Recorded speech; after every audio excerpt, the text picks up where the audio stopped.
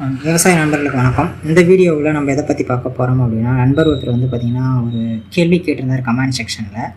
என்ன கேள்வி அப்படின்னு சொல்லி பார்த்தீங்கன்னா, எந்த உரங்கள் எடுத்துக்க எவ்வளோ நாள் ஆகுமா? பார்த்தீங்கன்னா யூரியா போட்டோன்னா அது வந்து செடிகளுக்கு கேட்க எவ்வளோ நாள் ஆகும், டிஏபி போட்டால் எவ்வளோ நாள் ஆகும், 10 அது போட்டால் எவ்வளோ நாள் ஆகும் அப்படின்னு சொல்லி இந்த உரங்கள் போடும்போது இவ்வளோ நாட்கள் எடுத்துக்கும் அப்படின்னு சொல்லி குறிப்பாக சொல்லுங்கள் அப்படின்னு சொல்லி நண்பர் ஒருத்தர் கேட்டிருந்தார்.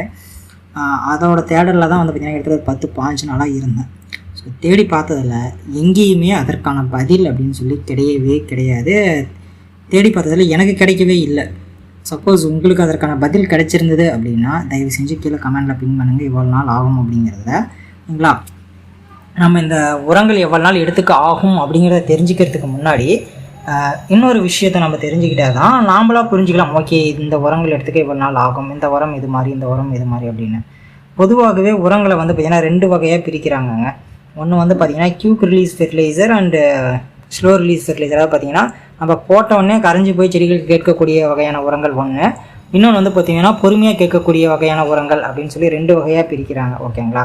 இந்த குயிக் ரிலீஸ் அப்படிங்கிறது வேகமாக கரையக்கூடியது அப்படின்னு சொல்லி பார்த்திங்கன்னா அது எதுவுமே கோட் பண்ண மாட்டாங்க. அதாவது பார்த்திங்கன்னா அது மேலே எந்த ஒரு சாயத்தையும் பூசியிருக்க மாட்டாங்க. இந்த சாயம் எதற்காக பூசுவாங்க அப்படின்னு சொல்லி பார்த்தீங்கன்னா, இப்போ யூரியா இருக்குன்னா யூரியா வந்து வெறும் பியூர்டு யூரியா வந்து நம்ம அப்படியே போட்டோம்னா டப்புன்னு சீக்கிரம் கரைஞ்சி போயிடும்.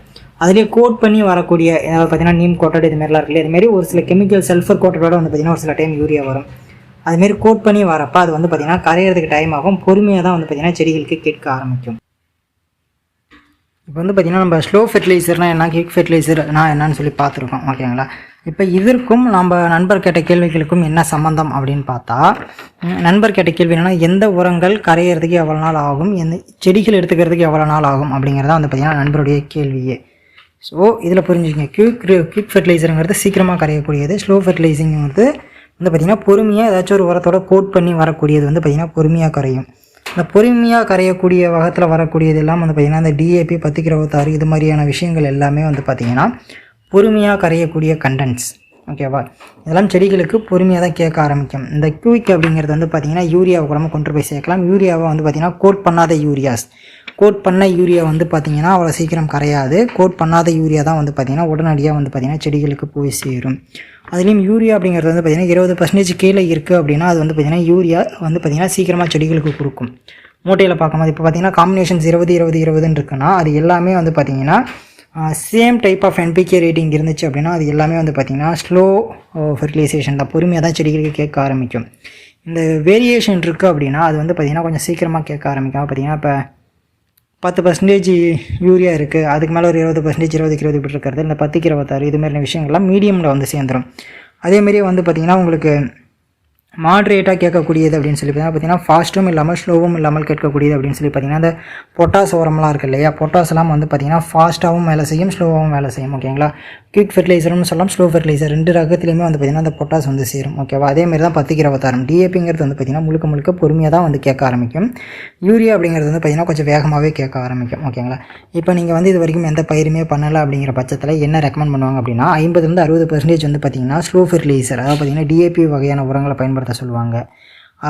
நாங்கள் வந்து மீதி 40% வந்து பார்த்திங்கன்னா ஃபாஸ்ட்டாக இருக்கக்கூடியதை வந்து யூஸ் பண்ண சொல்லுவாங்க. ஓகேங்களா? சாரி, தப்பாக சொல்லிட்டேன். 50-60% வந்து பார்த்திங்கன்னா குயிக் உடனே வேலை செய்யக்கூடிய வகை சேர்ந்த உரங்களை பயன்படுத்த சொல்லுவோம். 40% வந்து பார்த்திங்கன்னா ஸ்லோ ரிலீஸை கொடுப்போம். இல்லை நாங்கள் வந்து ரொம்ப வருஷமாக யூஸ் பண்ணிக்கிட்டு தான் இருக்கோம், ஒன்றும் பிரச்சனை இல்லை அப்படிங்கிறவங்களுக்கு வந்து பார்த்திங்கன்னா 25% மட்டும்தான் வந்து பார்த்திங்கன்னா குயிக் ரிலீஸ், அதை பார்த்திங்கன்னா இமீடியட்டாக செடிகளுக்கு கேட்கக்கூடிய வகையிலான உரங்களை பயன்படுத்த சொல்லுவாங்க. மீதி இருக்கக்கூடிய 75% வந்து பார்த்திங்கன்னா ஸ்லோ ரிலீஸ், அதை பார்த்திங்கன்னா டிஏபி போன்ற உரங்களை தான் வந்து பயன்படுத்த சொல்லுவாங்க. இப்போ நண்பருடைய கேள்விக்கு வந்துடும். இப்போ நீங்கள் யூரியா போடுறீங்க அப்படின்னா அது வந்து எவ்வளோ நாட்களில் செடிகளுக்கு இருக்கும், எவ்வளோ நாட்களில் டிசால்வ் ஆகும் அப்படின்னா உங்களுக்கு ஒரு 48 பார்த்திங்கன்னா அதிகபட்சம் 3 நாட்களில் வந்து பார்த்திங்கன்னா டிசால்வ் ஆகி செடிகளுக்கு வந்து பார்த்திங்கன்னா கேட்க ஆரம்பிச்சிடும். எது? யூரியா. ஓகேங்களா?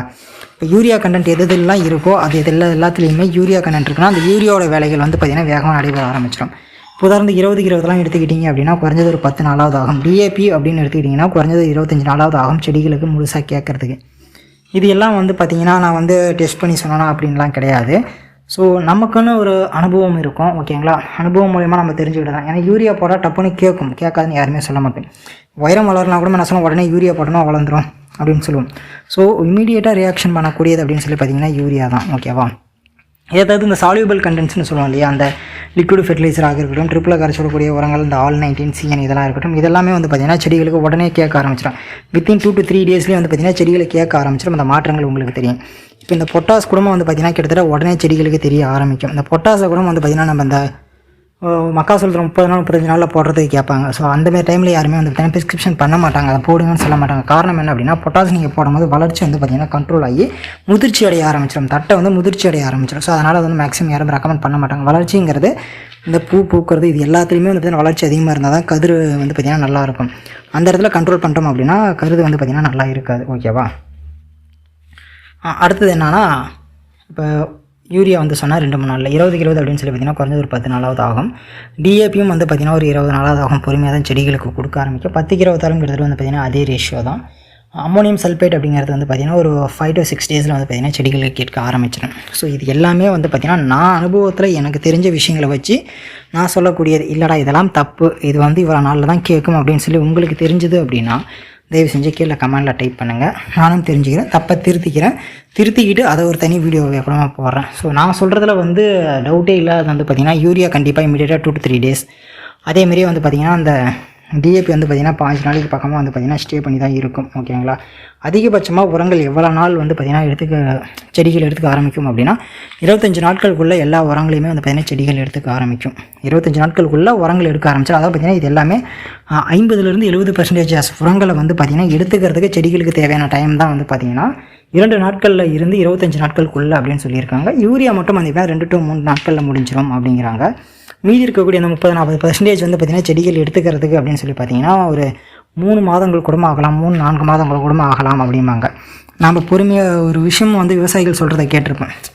இந்த வருஷம் வளர்ச்சியே இல்லை அப்படிம்போம், அடுத்த வருஷம் உரமே போட்டிருக்க மாட்டாங்க, வளர்ச்சி நல்லா இருந்திருக்கும், கருதும் நல்லா இருந்திருக்கும். காரணம் என்னென்னா, அப்போ அவங்க போட்ட உரங்கள் வந்து அது மாதிரியான உரங்கள் போட்டிருக்காங்க. டிஏபி 10-20 உரங்கள் போட்டிருக்காங்க. அப்போ வந்து பார்த்திங்கன்னா ஒரு 40% 50% தான் கேட்டிருக்கு, மீதி இருக்கிறது கேட்காது இருந்திருக்கு.